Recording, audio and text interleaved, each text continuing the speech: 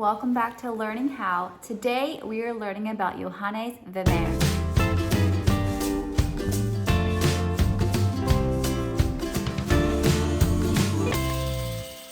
Vermeer was born in 1637.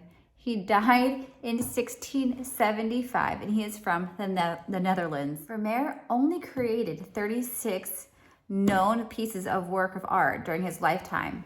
In fact, he had a very lackadaisical handling of his career and he lived well beyond his means. He did not like to work very much. So despite being very talented and successful, he died in debt, and that's not very good. Vermeer and his wife had 14 children. Vermeer is best known for painting scenes from everyday life.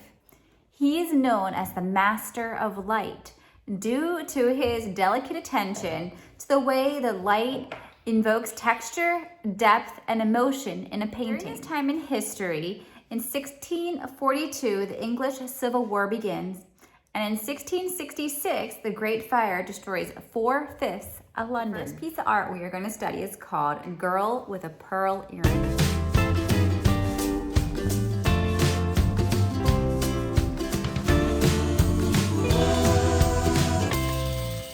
This is considered one of the most famous paintings in the world.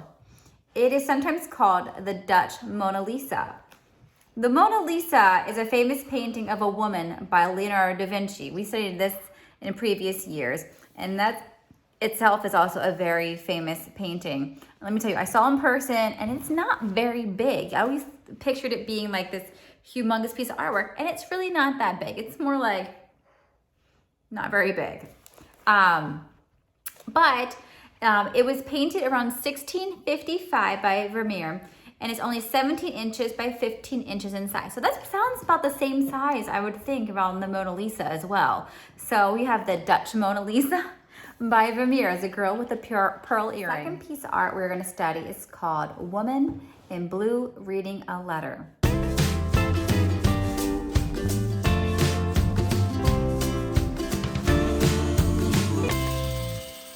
This piece of artwork was painted around 1663 to 1664 and is located in a museum in Amsterdam. The map on the wall is of the county of Holland and of West Friesland in the Netherlands. Whoever sent the letter or what the letter says is still a mystery. The keyword we're studying today is called hue. Hue is a shade or color. And what do you think is happening in this picture? What makes you say that? What do you think the woman is feeling or thinking? What is her emotion? And what do you think the letter she is reading? Maybe you can solve the mystery. The third piece of art we're going to study is called The Little Street.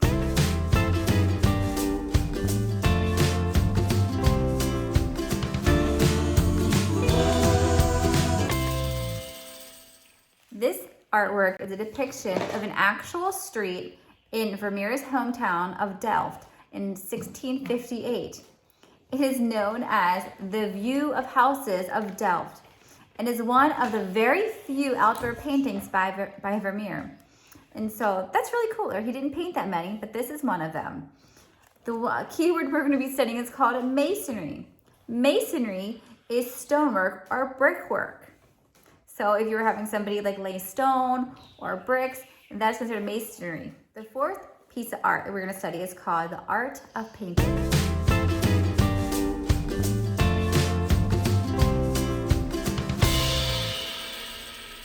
This piece of art is known as the allegory of painting. Vermeer kept this painting and did not sell it during his lifetime. In 1940, Adolf Hitler bought the painting, and it was then seized by American troops during World War II and was returned to Austria. That's very interesting. Our keyword for this painting is called chiaroscuro. This is the use of light and shade in a work of art to define three-dimensional objects. And that's going to be our art project for today, is we're going to do our own chiaroscuros with shading. And you can look in this picture, you can see how it's depicted, how he is using the light and shadows to define emotion and to make things look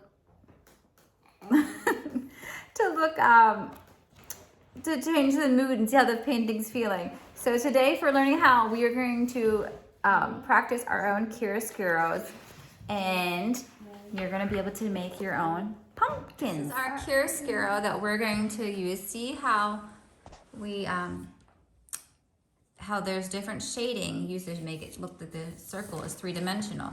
So we're gonna practice this ourselves. And so this is our example of how to shade. We can be able to get this, everybody's gonna get one of these worksheets, and you're gonna be able to practice your color values. And so you can say the tint is closer to white, the shade is when you add more black. This is your value scale if you're coloring. And then you can practice of the lighter color to the darker color, 1 through 5. Practice your shading.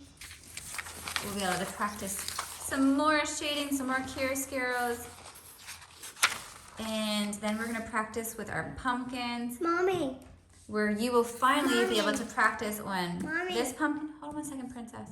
Practice on your this pumpkin, and then finally, or you can choose to do both, you can choose to do one. But I know for the younger kids, it's probably a better help to help you with shading, because it gives you the numbers for which ones you want to draw. And then if you're feeling ambitious, you can use this. You can bring, it can be done in pencil, so like, just like the charcoal colors, or you can use no marker because you're gonna need to use it for shading, or you can bring colored pencils. So this is gonna be our project for our learning how this week. To clarify, you do not need charcoal pencils for this one, sorry. It's graphite. Graphite, we use graphite. We do have charcoal pencils that we use for some art projects at our house. But I know that was not a requirement for this class. Oh wow, Reggie made this beautiful picture, wow. Graphite. Just bring a regular pencil to class, and we can use that for shading. Or you can bring your colored pencils. So we can use that for shading as well. So just to clarify, regular pencils or colored pencils, you choose. And it'll be a fun project.